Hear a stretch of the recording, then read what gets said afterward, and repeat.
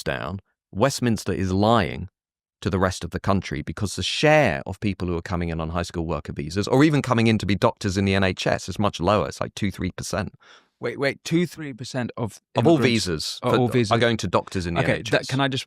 That's really important, right? Because a classic riposte or sort of progressive riposte to why we need immigration is that indigenous people don't want to do those jobs. Yeah, that's nonsense. But okay, so leaving aside whether or not they do, that breaks down if only 2 or 3% of those coming in are actually prepared to do the nursing doctor jobs, then the whole idea is and while they're doing that, this is the worst bit. While they're doing that, the system is rejecting every year tens of thousands of hardworking, talented, ambitious British kids who want to go to medical school, who want to serve the National Health Service. Why are they doing that?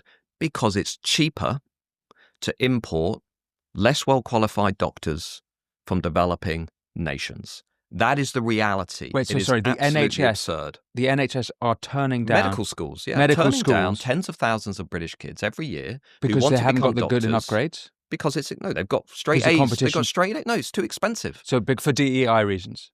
It's expensive to take an A-level student. Oh, I see. And turn them into a doctor. If they take a foreigner, they have to pay. It's cheaper to bring somebody in from Pakistan or because they're paying Ghana or Nigeria or whatever, who has an equivalent qualification. But we know that equivalent qualification, the pleb, the people who do that sometimes are not as well qualified as their British counterparts.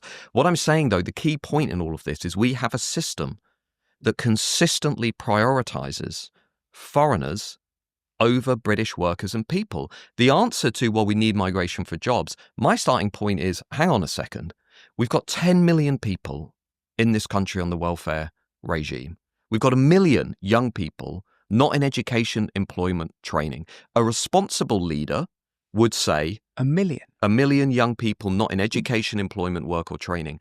A responsible leader who cared about the nation would say, we start with that problem, we fix that problem before we just press the mass immigration button. Because what's happened in Westminster is everybody's just doing this, right? It's like a morphine button. They're just addicted to it. More migration, more migration. Oh, we got a problem, more migration. Meanwhile, we've got our own people on the welfare regime, no meaning, no dignity, no sense of purpose in their lives because nobody can be bothered to stop doing this. And when they do stop doing that, big business comes in, right? Big business comes in and they say, stop, you cannot stop pressing this button because everything will collapse. Well, actually, what they mean is we will have to innovate. We'll have to become more dynamic. We'll have to